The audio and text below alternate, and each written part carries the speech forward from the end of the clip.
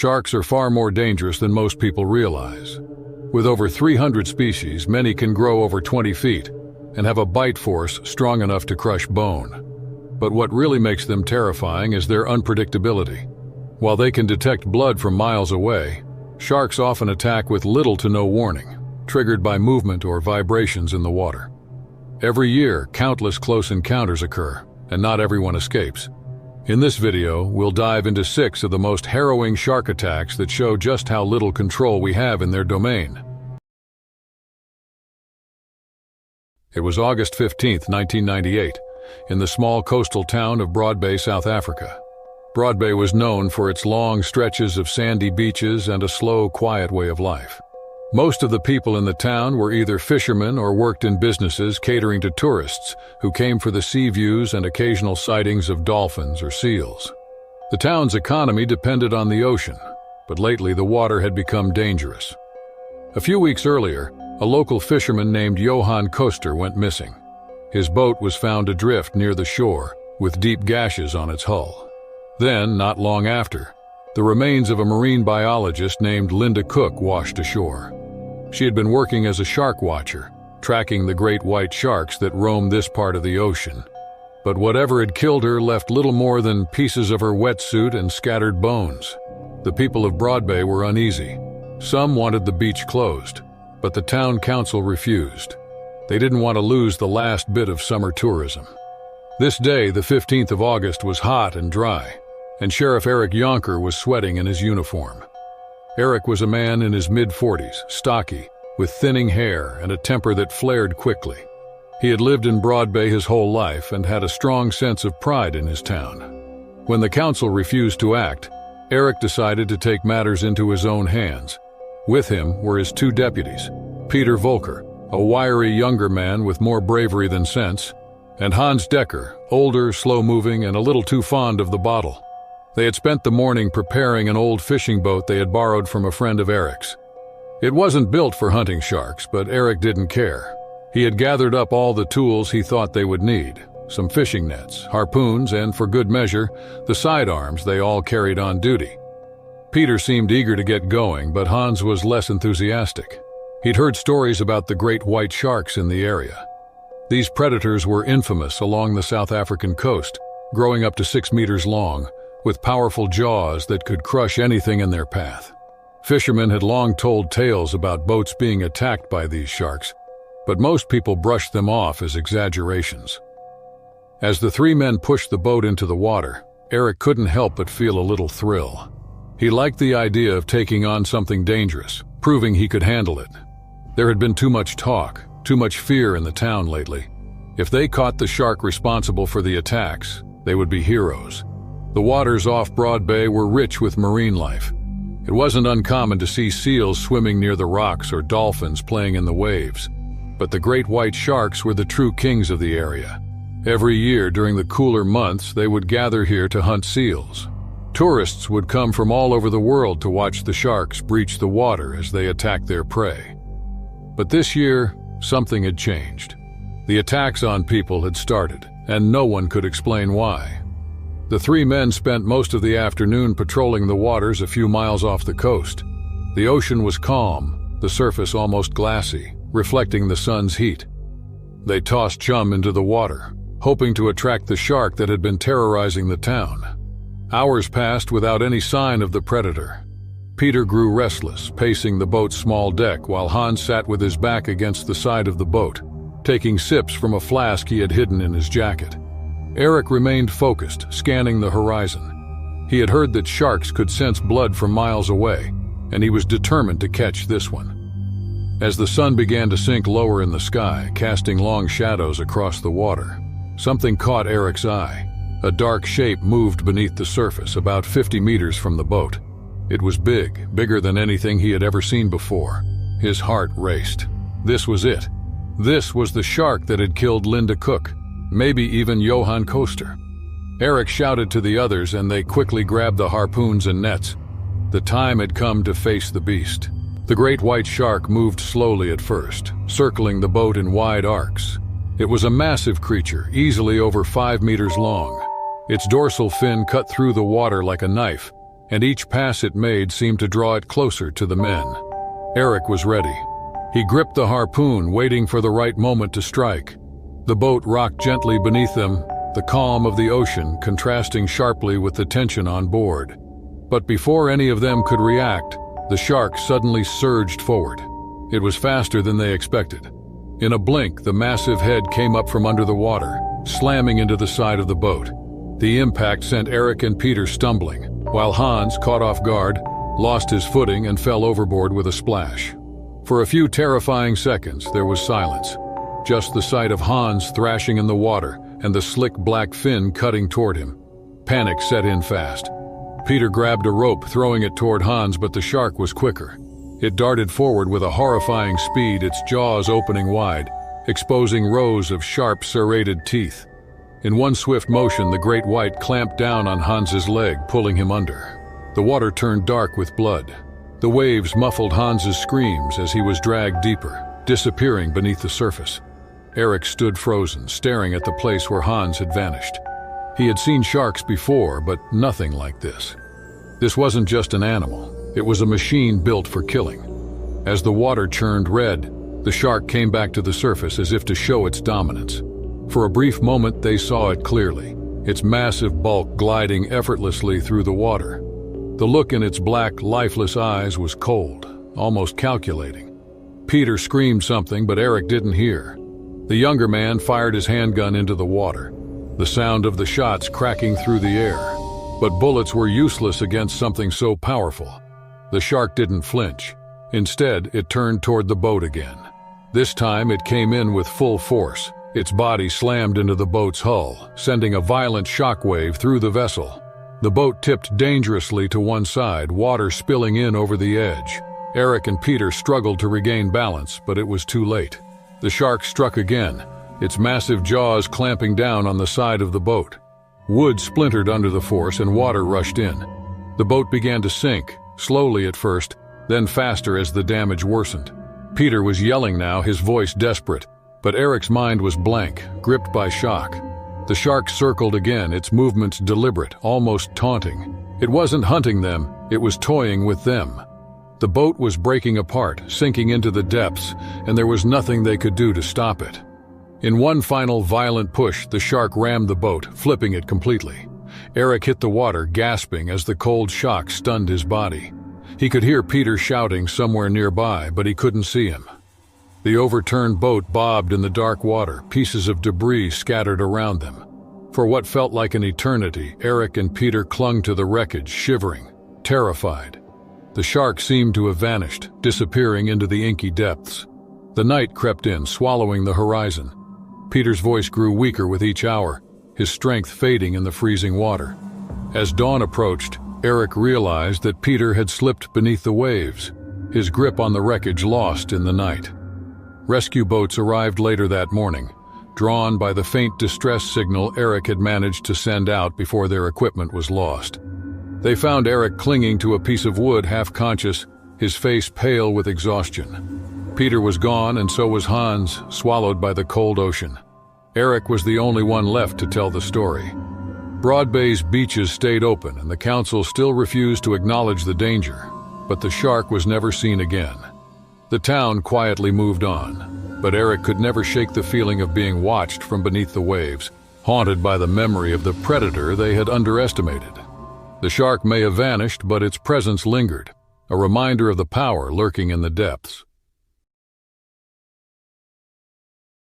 It was January 18, 2001, off the remote coast of Fiordland, New Zealand, an area famous for its towering cliffs, waterfalls, and deep, shadowy sea caves.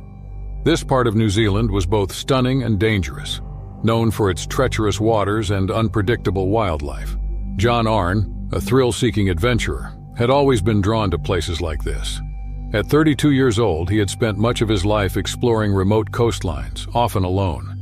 Today, he was eager to dive into the labyrinth of sea caves along the jagged cliffs of Fiordland, an isolated place few dared to explore. The waters around Fiordland were a haven for marine life. Seals often used the caves as shelter, and with them came their predators, the great white sharks. John knew the risks. In New Zealand, great whites were not uncommon, especially around seal colonies. These massive sharks could grow up to 6 meters long, and their presence had been reported in the area for years. However, John felt confident. He had spent the morning preparing, checking his gear, and planning his route through the caves. The tide was low and the water was calm, making it the perfect time to enter the narrow caverns without being swept out to sea. The entrance to the first cave was small, but John swam through it easily, the dark walls closing in around him. He moved slowly, keeping his breathing steady as he navigated the underwater tunnels. The only sounds were the gentle echo of the waves against the rocks and the occasional splash of water as it surged into the caves. He had always loved the feeling of isolation underwater, the quiet that allowed him to focus completely on his movements. But this time, something felt different. There was a tension in the water that he couldn't quite place. As he moved deeper into the cave system, the narrow passage opened into a larger chamber, a hidden underwater world untouched by most humans. John surfaced for a moment, taking in the strange beauty of the place. The walls of the cave rose high above him, jagged and wet. He knew he couldn't stay here long. The tide would rise soon, making it harder to navigate the passages on his way back out. But he didn't want to leave yet. The thrill of the cave held him in place, tempting him to explore further. Suddenly, something brushed against his leg. It was quick, almost invisible, but enough to make his heart skip a beat. He turned in the water, scanning the dark depths around him. At first there was nothing, just the stillness of the water. But then, from the corner of his eye, he saw a shadow. It moved slowly, deliberately. His mind raced. It was too big to be a seal. Panic rose in his chest as reality hit him. A great white shark had entered the cave, and now he was trapped with it. The confined space left John with little room to maneuver. He pressed his back against the rough wall of the cave, hoping to make himself as small as possible. The shark circled slowly at first, its massive body moving through the water with terrifying grace. He could see the outline of its dorsal fin cutting through the surface, the dark shadow of its body just beneath. The predator was close, too close. John had nowhere to go. The only exit was the narrow passage he had come through. But to reach it, he would have to swim across the open space straight into the path of the shark. His mind raced as he tried to come up with a plan. He knew that great whites often attacked with a sudden burst of speed, using their powerful jaws to tear into their prey. In these tight quarters, the shark wouldn't need to go fast. It could strike at any moment. The water felt thick around him, every movement slow and deliberate. He couldn't risk drawing attention to himself, but he also knew he couldn't stay still forever. The shark made another pass, this time closer, its pale belly visible beneath the water. Its eyes were black and lifeless, its mouth slightly open, revealing rows of sharp teeth. John's heart pounded in his chest. He had to move, had to get out of the cave before the shark decided to attack. He took a deep breath and kicked off the wall, propelling himself toward the narrow passage. The shark sensed the movement instantly. It turned sharply, its massive tail sending a wave of water crashing against the cave walls. John swam as fast as he could, his arms cutting through the water with desperate strokes. He could feel the shark behind him, the pressure of its body displacing the water around him. The narrow exit loomed ahead, but the shark was closing in fast. In a split second, John felt the shark's jaws graze his leg. Pain shot through him as the sharp teeth tore into his skin. But he didn't stop. He couldn't stop. He kicked harder, his body propelled by sheer adrenaline. The shark lunged again, but this time it hit the cave wall, momentarily stunned by the impact. John seized the opportunity, pulling himself through the narrow passage just as the shark recovered and lunged again. The cave entrance was smaller than John remembered, and the rising tide had made it even more difficult to navigate. He could feel the water pulling him back as if the ocean itself wanted to drag him down. But he fought against it, his body screaming in pain, his lungs burning. Behind him, the shark thrashed in the water, unable to fit through the narrow opening. John could hear the sound of its body slamming against the rocks, the water churning violently as it tried to follow him. Finally, he broke free of the cave, emerging into the open water. The pain in his leg was unbearable, but he kept swimming, knowing that the shark could still come after him. He could see his boat in the distance, bobbing gently on the surface. Every stroke felt like a lifetime, but somehow he made it. Blood streamed from his leg, attracting the attention of seagulls circling overhead. He pulled himself onto the boat, collapsing onto the deck as the tide carried him away from the cave, away from the nightmare that had nearly claimed his life. In the days that followed, John's wounds healed, but the memory of that day in the cave never left him. On September 4, 2003, in the Gulf of Mexico, the crew of the Centurion oil rig was wrapping up their routine inspection. The Gulf was an unforgiving place with unpredictable weather and dangerous waters. That day had started calmly, with the crew focused on the usual tasks of checking the rig's equipment and monitoring the pumps. Among them was 38-year-old David Marsh, a rig worker with over a decade of experience. He had seen storms come and go, but none had ever caused serious problems. The crew worked efficiently, knowing the routine by heart, but something in the air felt off. The rig was located about 50 miles off the coast of Texas, in an area known for its rich underwater life. Sharks were common, especially makos, which were fast and aggressive. The mako shark, known for its speed, could reach up to 20 feet in length.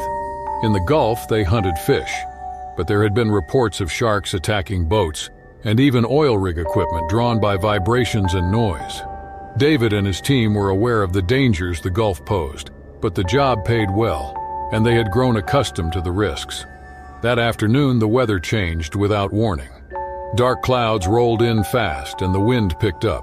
The crew felt the rig sway beneath them as waves began to crash against its massive legs. Within minutes, the calm seas turned violent. The waves pounded the rig relentlessly and the crew scrambled to secure their equipment. The storm hit with full force, and before anyone could react, the support vessel tethered to the rig snapped its line and capsized, throwing several men into the water.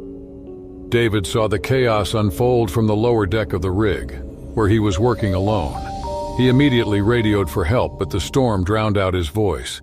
He could see the crew members in the water clinging to debris, struggling to stay afloat. The waves pushed them farther from the rig, making rescue difficult. The workers had no choice but to wait for help, drifting in the churning sea, their energy draining fast. Then, the unthinkable happened. In the distance, a massive dark shadow cut through the water. David knew what it was, a mako shark.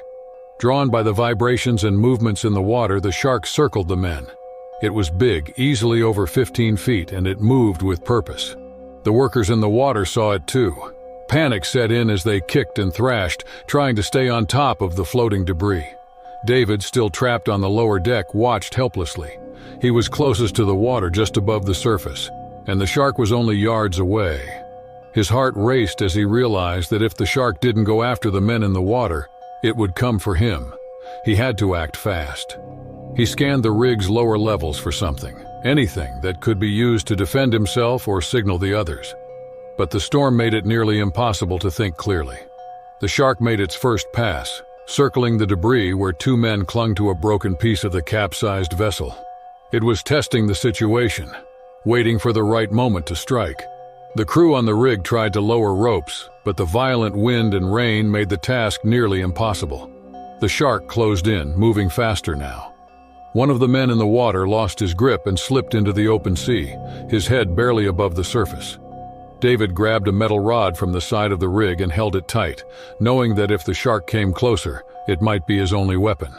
He had no illusions. It wouldn't stop the shark, but it might buy him time. His hands shook as he watched the shark's dorsal fin slice through the water, heading straight for the man struggling to stay afloat. The mako shark struck with terrifying speed. Its jaws opened wide, and in a flash it clamped down on the man's leg, pulling him under. The water turned red as the other workers screamed, their voices lost in the storm. David's mind raced. The rig workers above shouted desperately into the radio, trying to reach nearby ships, but the storm continued to tear apart their communication. The men in the water clung to what they could, their eyes wide with fear, knowing they were next. The shark circled back, now fully engaged in its hunt. It slammed into another piece of debris, knocking a man into the water. David's instincts kicked in. He knew the shark would eventually turn its attention to him, perched just above the surface on the rig's lower platform. He had to get higher, but the storm made the metal stairs slick and dangerous. Climbing them felt like an impossible task, but staying put was suicide. He gripped the rod tighter, knowing it was only a matter of time before the shark found him. The rescue plan was hurried, thrown together by the remaining workers still on the rig's higher levels. A makeshift harness was lowered, barely stable in the wild wind. David's window was closing fast. He scrambled up the stairs, every step feeling like a battle against the elements. Below him, the shark thrashed violently in the water, its tail sending massive waves crashing against the rig. He reached the harness just as the shark made another pass at the men in the water. It attacked again, this time dragging its victim below the surface without hesitation. The water boiled with movement. The debris scattered as the shark continued its deadly assault. With all his strength, David pulled himself into the harness, the workers above hauling him up inch by inch. His heart pounded as he felt the wind tear at him, but he couldn't let go. The shark below circled one last time, its massive body gliding through the water as it searched for more prey. Finally, David was lifted to safety, his body trembling from exhaustion. He collapsed on the deck as the remaining crew members in the water were pulled onto the rig's damaged platform. The storm raged on, but they had survived. Barely. Mike Walters and his friends had planned the perfect weekend, jet skiing in the Florida Keys. It was their usual escape, a way to break from their daily grind and experience the thrill of the open ocean. Mike, Chris Dunn, Nate Parker, and Olivia Kane had been friends for years, their bond strengthened by countless adventures. They rented jet skis that Saturday morning, September 3, 1997, eager to spend the day racing through the water, laughing and pushing their limits. It was all about the adrenaline. By mid-afternoon, they found themselves far from shore. They had been racing out into deeper water, further than any of them had planned. They were now beyond the islands, with the shoreline nothing more than a distant blur. Mike looked back, realizing how far they had come. He waved at the others, signaling it was time to turn back. The Florida Keys were known for their vibrant marine life, including one of the ocean's most feared predators, the bull shark. Unlike most species, bull sharks could thrive in both salt and fresh water, and were highly aggressive. These sharks could reach up to 11 feet long, with powerful bodies that made them one of the most dangerous species in the area. Bull sharks often swam close to shore in shallow waters, but they were equally at home in the deeper open waters where the friends now rode their jet skis. As they turned their jet skis to head back, Nate's machine sputtered and died. He waved to the others, frustrated but not yet panicked. The engine refused to start, leaving him stranded in the open water. Chris and Olivia circled back, their laughter fading as they realized how serious the situation was. Mike slowed his jet ski, watching as Nate continued to struggle with the engine. It was at this point that they noticed something in the water. A dark shadow moved below the surface, barely noticeable at first. Mike thought it was a trick of the light, maybe a large fish. But as it came closer, the shape became clearer, a massive bull shark. Mike's heart raced. Bull sharks were aggressive, and this one was clearly investigating them. The shark began to circle Nate's disabled jet ski. Chris and Olivia quickly tried to attach a tow rope to his machine, but the shark's presence made the task far more difficult. It was moving slowly, deliberately, testing the situation. Mike could feel the tension rise. They had read about bull sharks attacking boats and swimmers, and now they were being hunted by one in open water. The shark made its first pass, bumping the underside of Nate's jet ski. The machine rocked slightly, and Nate gripped the handlebars, his face pale with fear. Chris fumbled with the tow rope, trying to get it secured, while Olivia kept a watchful eye on the shark, which was now circling tighter. Mike watched helplessly, knowing they had to act fast before the shark struck. The bull shark, massive and menacing, swam just beneath the surface, its dorsal fin slicing through the water. Its eyes seemed fixed on Nate, who was now the most vulnerable, stranded on his disabled jet ski. Mike felt a surge of panic. Bull sharks were opportunistic hunters, and Nate was exactly what it was looking for. Suddenly, the shark surged forward, hitting Nate's jet ski with a forceful blow. The impact knocked Nate off the jet ski and into the water. The panic hit instantly. Mike, Chris, and Olivia froze for a split second, watching in horror as Nate splashed and kicked, trying to reach his jet ski. But the shark had already zeroed in on him. The water churned as the shark made its move. In an instant, it was on Nate, its jaws clamping down on his leg. Mike saw the thrashing, the violent tug as the shark pulled Nate under. The water turned red as the shark dragged him deeper, its powerful body twisting and thrashing. Nate's arms flailed above the surface, but the shark's grip was too strong. The predator was relentless, and the scene was chaotic. Screams mixed with the crashing waves and the roar of the remaining jet skis. Chris and Olivia frantically pulled on the tow rope, trying to get closer, but it was too late. The bull shark released Nate only to strike again, its jaws tearing through flesh as it attacked with terrifying precision. Mike felt sick as he saw Nate pulled under once more, the water foaming with blood. The shark was relentless, circling and biting as if toying with its prey. For a brief moment, Nate surfaced again, gasping for air, but the shark lunged once more, its powerful tail whipping the water. This time, Nate disappeared completely. The water around them was still now, only small ripples where the struggle had been moments before. The shark, having finished its deadly work, vanished as quickly as it had appeared, disappearing into the depths. Shocked and unable to process what had just happened, Mike signaled Chris and Olivia to follow him. They grabbed the tow rope, pulling Nate's jet ski behind them as they sped toward shore. The ride back was a blur of fear and disbelief. The distant sound of the engine was all that filled the silence. The reality of losing their friend in such a brutal, sudden way hadn't fully sunk in yet. When thus they finally reached land, they collapsed on the sand, too exhausted to speak. Nate was gone, claimed by the predator of the deep. The waters of the Florida Keys, once a place of fun and thrill, now held the dark memory of a deadly encounter with the ocean's most feared predator. The morning had started like any other for Paulo Mendes and his small crew. They were three experienced fishermen working off the coast of Bahia, Brazil. Paulo, along with Rodrigo Costa and Felipe Santos, had been fishing these waters for years. Their wooden boat was sturdy but small, perfect for coastal fishing. They had spent the early hours laughing and chatting as they set off into the ocean, looking forward to a good catch. It was another routine day at sea. By mid-morning, they reached their usual fishing spot, an area known for its abundant fish. The ocean off Bahia was rich with marine life, and it wasn't unusual to encounter sharks, especially tiger sharks.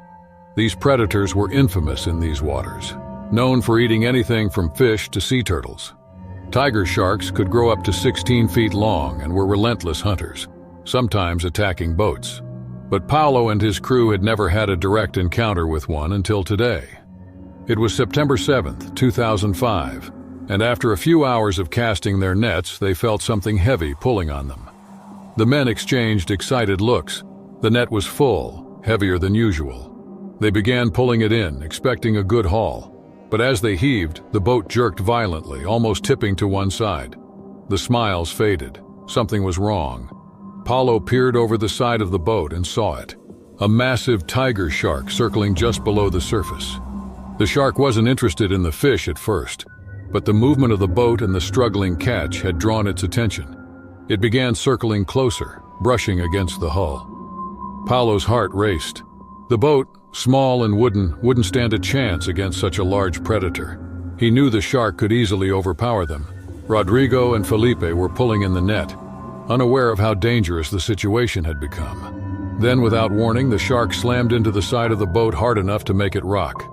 Rodrigo stumbled, nearly losing his grip on the net, while Felipe grabbed the side to steady himself. The shark circled again, faster this time, its dorsal fin cutting through the water. Paulo shouted a warning, but the next hit came before they could react. The shark struck the boat with more force, splintering wood and causing a loud cracking sound. Water started leaking in. Panic set in. The shark had moved from curiosity to aggression. It wasn't just interested in the fish anymore. It was attacking the boat itself. The tiger shark lunged again, this time biting into the net, tearing through the fish that were trapped inside. Rodrigo and Felipe, realizing what was happening, grabbed poles and tried to push the shark away, but it was no use. The predator was too strong, and it seemed to be getting more aggressive with each attack. Paulo knew they had to defend the boat or risk being capsized. He grabbed a long wooden pole and jabbed it into the water, aiming for the shark's side.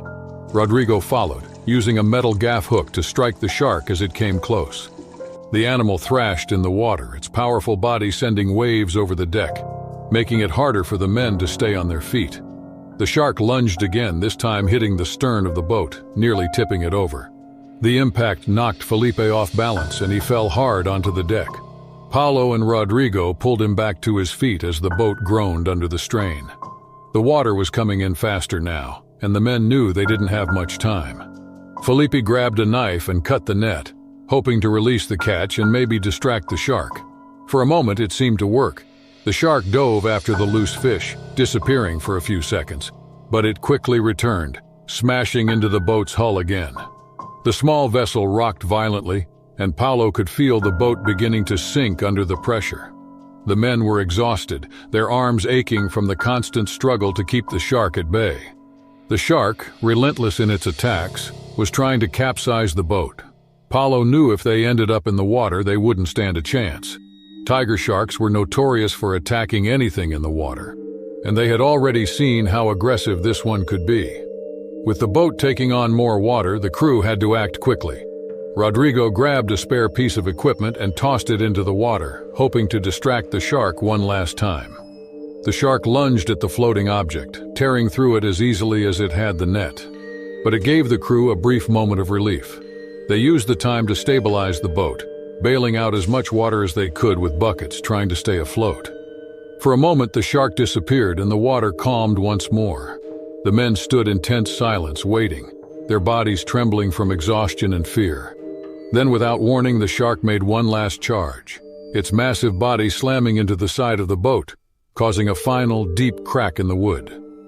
Paulo braced himself, fearing the boat would finally break apart. But then, as suddenly as it had attacked, the shark swam off, leaving the damaged boat and its shaken crew behind. The men were left panting, drenched in seawater and sweat. They had survived, but just barely. The boat, cracked and leaking, was barely holding together, and the once full net of fish was now gone. By the time they limped back to shore that afternoon, their boat was a wreck. It had been a day that started with promise but ended in terror. Tessa Wright had been free diving in the Coral Sea for years, chasing the thrill of the deep and the quiet solitude beneath the water.